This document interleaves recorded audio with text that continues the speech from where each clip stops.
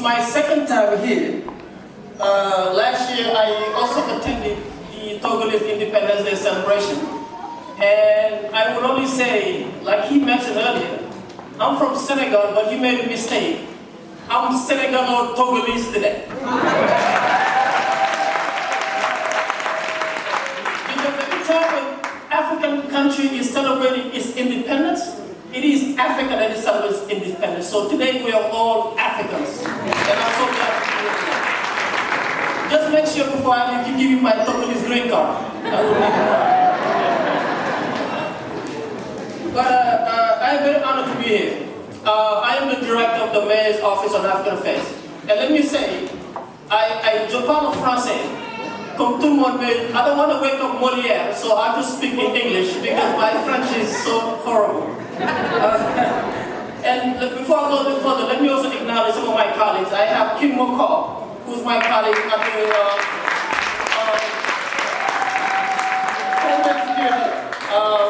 and I have a friend of mine, Dr. Anta Saleh from Howard University, who's also present.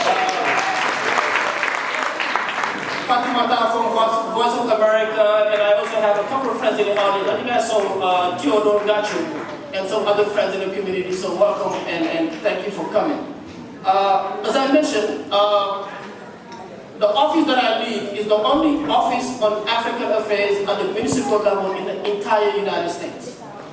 And not only that, the office is at the center of the city of where there is more Africans than anywhere else.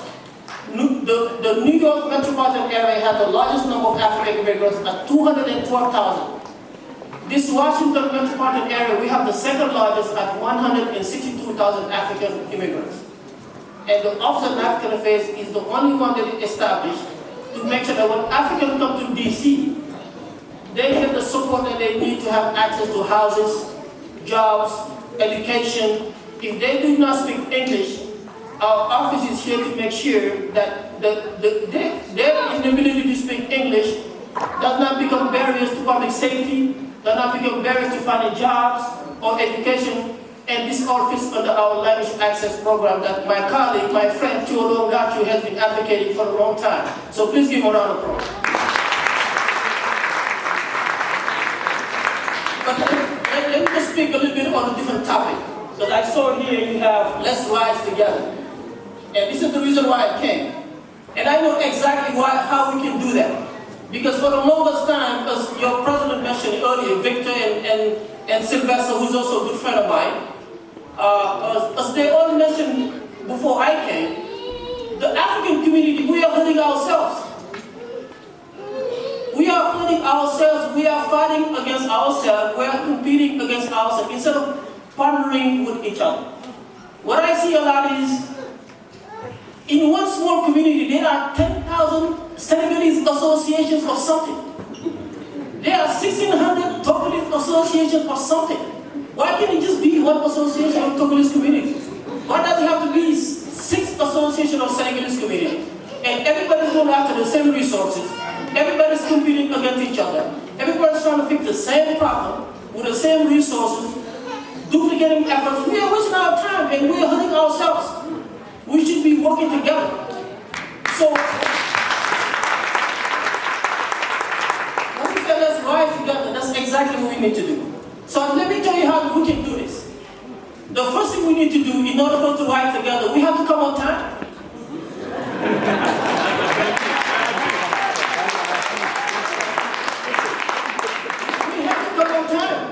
When we say 5 o'clock, let's come at 5 o'clock.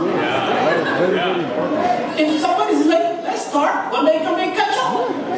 So why do we need to call everybody at 5 o'clock to something and wait for somebody who we're not even sure they'll come? We are hurting ourselves. So if we come on time, we'll have more time to talk about what we're here to talk about. That's why we need to come on time. We cannot rise together unless we are together. Right? We cannot rise together unless we are together. As your president mentioned earlier, why do we need to even ask, are you Togolese or Ghanaian? It should be enough to just be African is enough. If somebody says I'm from Africa, don't ask him which ethnic group you come from. Don't ask him which part of Ghana you come from. if he's African or she's African, it's enough.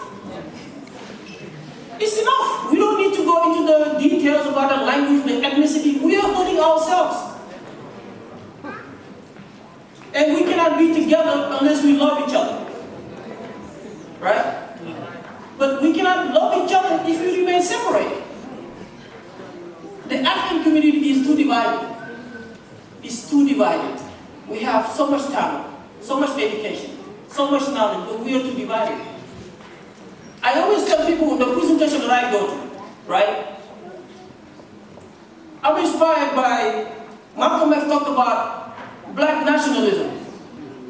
And all that means is supporting each other, supporting your community. In the African community, if you have $10 to spend, find an African store that has the product that you need. Spend your $10 there. So that everybody here goes and get rice. I'm sure there's an African store somewhere we can go and spend that $15 to buy rice there. So that store owner can take that money and reinvest in the African community. Right? I joke about it when I go to my presentation and I say, the African community, and I'm just joking about this, right? You go somewhere to a flea market and the Chinese clerk tells you something is $19.99, you will give him $20, you won't even wait for your penny, you just walk away. But if you go to the African store and they say $19.99, you think it's too much? Why shouldn't you be able to invest in your own community? So if you want to rise together, let's also spend money in our own community. That's the way to do it. That's the way to do it. The other thing we also need to think about is we have to be sure that we remain active in our community. We live in DC or Montgomery County or whichever city we live. We own a house there, so we have to pay property taxes. You work there, you pay your taxes. Your kids are going to school there. You have a store there, you're paying all of these taxes, but you should be involved in the decision-making process. There comes a time when everybody is called upon to share their ideas on what the budget should look like and how the city should spend their money on issues. But if the African community is not there, right, they will spend it everywhere else but your community. So you guys have to come, right, and support us when we talk about the budget process. Come and tell us what the problem is. Should we spend money on public safety?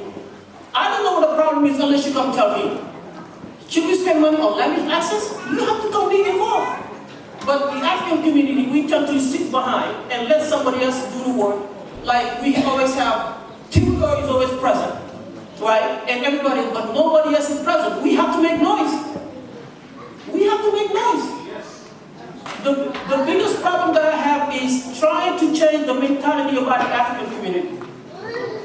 This is why in my office last year, we launched the very first African Diaspora Coding Academy in the entire United States. Training Africans on how to develop mobile applications, how to develop websites so they can go and earn the skills to be able to have access to the middle class, have access to be able to compete and thrive like everybody else.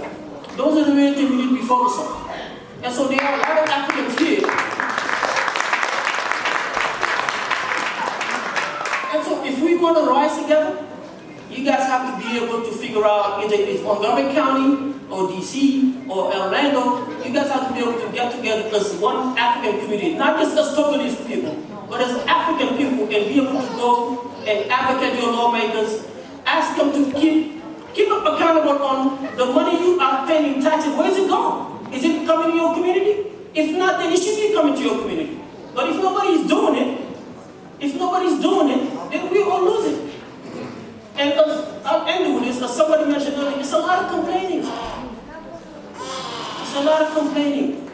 We should do this or we should do that. But somebody has to just get up and do it. And so we have to also think about our kids that are born and raised here. These guys are not Togolese, these guys are American. They're not going back to Togo, they grew up here. My daughter right there, she's 3, she's not Senegalese, she's American.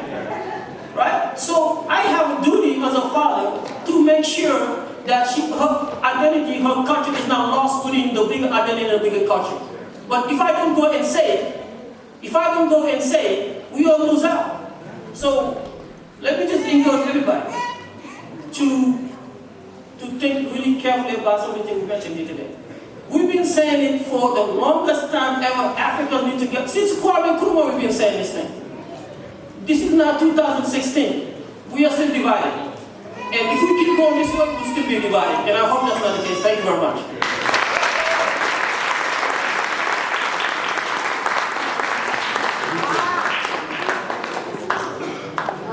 Merci beaucoup pour l'intervention. Et nous allons continuer. Nous avons toujours des amis du Togo qui sont venus, qui sont dans la salle ici. Nous allons leur donner quelques 2 minutes pour qu'ils viennent vous saluer, pour dire un mot. So Risto, you know, a lot of friends here tonight has been very hard for me to manage because there are so many important things to share with us.